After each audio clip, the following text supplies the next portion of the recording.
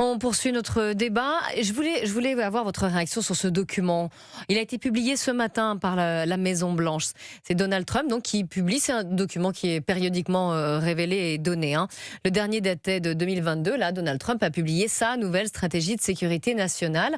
Ça recense en fait tous les enjeux de sécurité pour les États-Unis et la façon dont l'administration de Donald Trump compte y répondre. Alors, la priorité pour Donald Trump et son administration, c'est le contrôle des frontières et de l'immigration.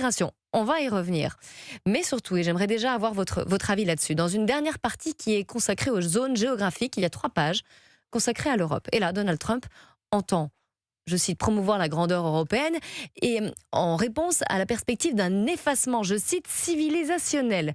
Pour les Américains, il y a plusieurs défis pour les Européens. Les politiques migratoires, la censure de la liberté d'expression, la répression de l'opposition politique, l'effondrement des taux de natalité ou encore la perte d'identité nationale et de confiance en soi.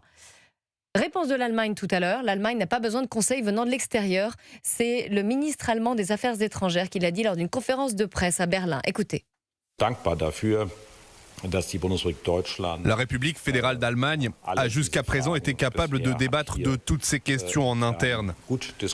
Et nous nous estimons également en mesure à l'avenir de les aborder et de les discuter entièrement par nous-mêmes, sans avoir besoin de conseils extérieurs.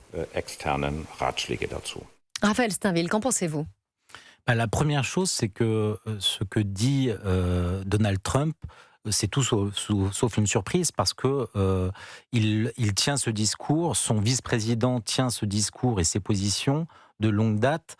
Je pense notamment au discours de J.D. Vance, son discours de Munich, où très précisément, il alertait l'Europe de la régression de la liberté d'expression et des risques que font peser les grandes migrations sur l'identité même des pays qui accueillent ces flux migratoires. Donc on est dans la continuité. Quant à la réaction des Allemands, c'est oublié qu'en 2015, au moment du Nouvel An, les viols de masse commis à Cologne ont été pendant des semaines masqués, édulcorés à tout le moins, et par les médias et par les politiques qui craignaient que finalement les gens ne fassent trop rapidement le lien entre les migrations et l'accueil d'1 million de réfugiés syriens notamment en Allemagne et ces violences qui étaient perpétuées contre des jeunes femmes la nuit du Nouvel An.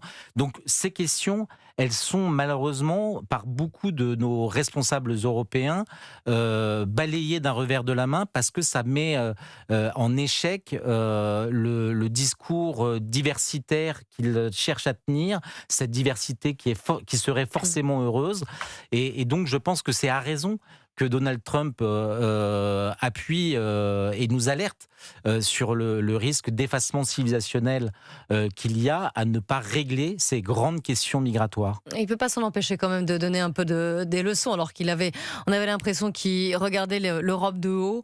Ça montre peut-être son attachement malgré la distance et malgré des propos parfois qui laissent à penser qu'il a déjà, il n'a plus le regard tourné vers l'Europe. Ça montre quand même qu'il a encore un attachement pour le devenir du vieux continent. Autre chose, j'ai William Goldnadel dans ce document, dans ce rapport, l'immigration aux États-Unis devient la priorité number one, si je peux me permettre, un peu d'anglais. Il y a un changement de lecture en fait et de braquet. Si on s'occupe de l'immigration, est-il dit, on règle en fait une bonne partie des problèmes. Ce que pense l'administration Trump. J'ai William Goldnadel. Je vais répondre aux deux à la fois. D'abord, je suis loin d'être un Trumpiste. Et par rapport au style de la personne et par rapport à certains de ses comportements. Cela étant, je m'étais félicité de son élection en négatif par rapport à Kamala Harris, son wokisme, etc. Le regard du président Trump et de son vice-président, effectivement, critique, toutes ces critiques, le caractère négatif des choses par rapport à l'Europe, il est parfaitement pertinent, notamment dans le dossier lorsque elle est envahie, parce que Les États-Unis ont su pendant un certain moment aussi contrôler leur immigration comme l'Europe, mais quand c'est incontrôlable, il y a un problème de sécurité qui se pose. Merci à tous les deux d'avoir participé à ce débat. On aurait aimé grappiller quelques minutes supplémentaires, ce n'est pas possible.